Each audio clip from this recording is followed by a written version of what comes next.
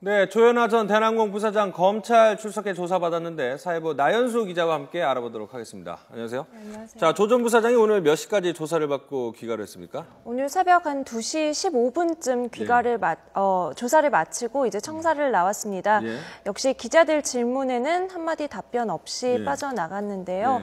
이 혐의에 대해서는 부인했다고 하는데 검찰 관계자는 다만 이 폭행 혐의에 대해서는 좀 더 확인해야 할 부분이 있다. 이 말은 다시 말하면 일부 확인된 부분이 있다라는 뜻으로 해석이 돼서 어느 정도 좀 시인한 부분이 있지 않았나 이런 생각도 듭니다. 기존에 확보한 참고인 진술이 많고 상당히 일치하기 때문에 어쨌든 검찰 입장에서는 혐의 입증에 아직까지 자신감을 보이고 있습니다. 자, 12시간 정도를 조사를 받았네요. 네. 궁금한 것은 이제 폭행 여부이고 회항을 직접 지시했는지 여부인데 지금 증언들은 직접적인 당사자 증언은 확보가 됐고 목격자 증언도 있지 않습니까? 네, 그렇습니다. 근데 물론 검찰이 제대로 아직까지 확인을 안 해주고 있지만 현재 분위기로서는 영장 청구할 가능성이 있을 정도로 확보가 된 게 많다 이렇게 봐도 되나요? 네, 그렇습니다. 그리고 어제 조사로 구속영장 청구 가능성이 좀 더 높아졌다고 보는데요. 일단은 뭐 원칙대로 처리하겠다는 게 검찰의 방침이고요. 이 구속영장이라는 것은 도주와 증거인멸 우려가 있을 때 청구를 하고 또 법원에서 발부를 해주는 것입니다. 일단 그 도주의 우려가 있다는 것은 굉장히 중죄를 저질렀을 때 좀 더 가능성이 높아지겠죠. 이 불법으로 항공기 회항을 지시했다는 혐의에 대해서 이 조 전 부사장은 나는 내리라고만 했고 항공기 돌리라는 지시는 하지 않았다라고 주장을 하지만 확보한 운항 기록물 같은 걸 보면 분명히 항공기는 회항을 했고요. 아무런 이유 없이 회항할 이유가 없고 또 이 참고인들의 진술이 굉장히 일치하기 때문에 어떤 조 전 부사장이 지시한 정황은 확인이 됐다고 봐야겠습니다. 그리고 최대 10년의 징역형에 취해질 수 있는 이건 아주 중죄거든요. 그리고 이제 승무원과 승객을 회유하고 협박해서 증거인멸을 한 정황이 있다. 이게 더 중요한데요. 이것은 뭐 형사소송법상 확실히 구속 사유가 되는 부분입니다. 계속해서 범죄 사실을 부인하고 있기 때문에 아무래도 구속영장 청구 가능성이 좀 높지 않을까. 자, 우리 기사를 보면은 뭐 이르면 오늘 안에도 검찰에 구속영장 청구할 수도 있다고 하는데 시점은 언제쯤으로 보면 될까요? 글쎄요, 이르면 오늘 아니면 뭐 내일 정도가 제일 가능성이 높지 내일? 않을까 싶은데요. 아직 검찰에서는 정해진 입장은 없다라고 공식적으로는 확인을 하고 있습니다. 자, 구속영장을 신청을 하고 발부가 되기 위한 중요한 이유가 도주와 증거인멸인데 이미 증거인멸 부분은 어느 정도 드러난 사실이 아니겠습니까? 그래서 그 부분도 영장 발부 때 많이 작용을 하지 않을까 이렇게 싶은데 어제 출석할 때 보니까는 한 20m 가는데 5분 정도 걸렸다고 그래요. 그렇습니다. 기자들이 하도 질문을 많이 해서. 자, 들어가서는 뭐 조사를 잘 받았다고 합니까? 좀 그런 부분도 조금 궁금한데 어떤가요? 네, 조사는 뭐 열심히 했던 것 같고요.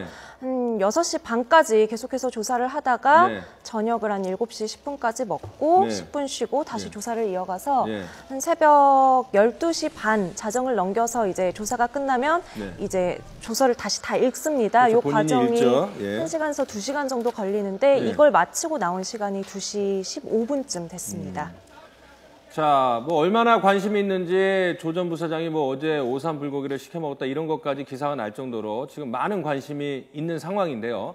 가장 핵심은 결국은 조 전 부사장이 회유를 왜 시켰는지, 직접 시켰는지, 회유와 또 이런 여러 가지 상황이 있는데 어제 사무장이 또 언론 인터뷰에서 여러 부분에 대해서 이야기를 했죠. 그 부분을 좀 정리를 해주시죠. 네, 박창진 사무장이죠. 이 지상파 인터뷰에 응하면서 이 회사 측의 조직적인 사건 은폐 의혹이 있었다. 그리고 국토부가 부실 조사한 의혹이 있다라고 주장을 했습니다.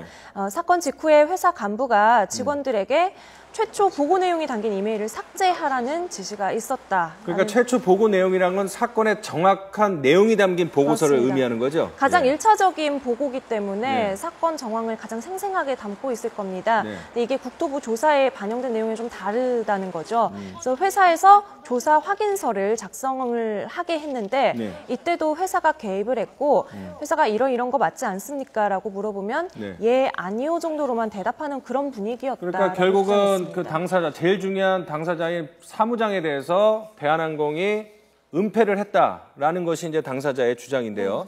자, 또 관심 있는 게 사과를 직접 할 것이냐라고 기자들이 물었고 그런 의향이 있다라고 대답을 한 직후에 조 전 부사장이 직접 자택을 찾아간 것으로 이미 알려졌습니다.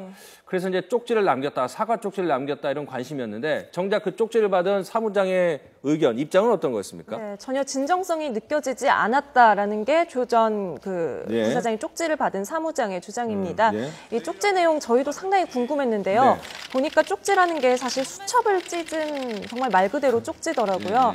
그 보면은 직접 만나서 사과하려고 했는데 못 만나서 그냥 갑니다. 미안합니다. 요 정도 말 아주 짧게 써 있거든요. 사무장 입장에서는 진정성을 느낄 수가 없었고 이대로 내가 대한항공을 그만두면은 어떤 불복하는 그런 이미지이기 때문에 그만두지 않겠다라는 말도 덧붙였습니다. 자, 대한항공이 어떻게 사건 은폐했고 국토교통부는 얼마나 부실하게 조사를 했는지, 그리고 사무장은 조 전 부상의 쪽지에 대해서 어떤 입장을 가지고 있는지 잠시 후 이어지는 2부에서 더욱 구체적으로 소개를 해드리고 논의를 해보도록 하겠습니다. 지금까지 사회부 나연수 기자였습니다. 수고했습니다. 감사합니다. 예.